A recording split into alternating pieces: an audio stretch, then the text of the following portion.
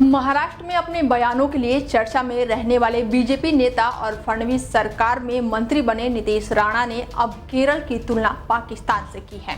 महाराष्ट्र सरकार में राज्य मंत्री नीतीश राणा ने कहा है कि केरल एक मिनी पाकिस्तान बन गया है और इसी वजह से लोकसभा में नेता विपक्ष राहुल गांधी और प्रियंका गांधी वहां से चुनाव जीत जाते हैं। महाराष्ट्र विधानसभा चुनाव के साथ लोकसभा की 2 सीटों पर उपचुनाव हुआ था। वायनाड से कांग्रेस की महासचिव प्रियंका गांधी ने जीत हासिल की। इससे पहले 2 बार वायनाड से राहुल गांधी जीत चुके हैं। महाराष्ट्र सरकार में मंत्री नीतीश राणा ने एक कार्यक्रम में कांग्रेस नेता राहुल गांधी और प्रियंका गांधी को पर निशाना साधते हुए कहा कि वो मुसलमानों की वजह से वायनाड से चुनाव जीत पाते हैं। उन्होंने कहा कि केरल मिनी पाकिस्तान है, इसीलिए राहुल गांधी और उनकी बहन प्रियंका गांधी जीत कर आते हैं। सांसद बनने के लिए ऐसे ही लोग उनको वोट देते हैं। नीतीश राणा ने ये टिप्पणी पुणे में एक कार्यक्रम के दौरान रविवार को की थी। राणा ने ये टिप्पणी तब की है जब महाराष्ट्र पुलिस ने आयोजकों से कहा था कि वो सुनिश्चित करें कि कोई भी भड़काऊ टिप्पणी नहीं दी जाएगी।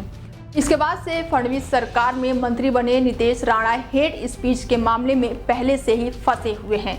यह पहला मौका नहीं है जब पूर्व केंद्रीय मंत्री नारायण राणे के बेटे नीतीश राणा ने विवादित बयान दिया है। इससे पहले वो 2 नवंबर 2024 को जब राणे ने पूछा गया था कि आपको मुसलमानों से क्या दिक्कत है, तो उन्होंने कहा था कि देश में 90% हिंदू रहते हैं, हिंदुओं के हितों की चिंता करना कोई अपराध नहीं हो सकता।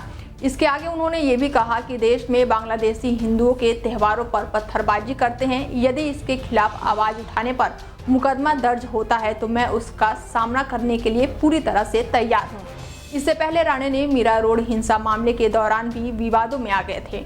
उन पर पुलिस स्टेशन में प्रेस कॉन्फ्रेंस का आरोप लगाया गया था। एक रिपोर्ट के अनुसार नीतीश राणा के खिलाफ कई मामले दर्ज हैं। अधिकतर मामले पिछले 1 से 1.5 साल में दर्ज हुए हैं और भड़काऊ बयान से जुड़े हुए हैं।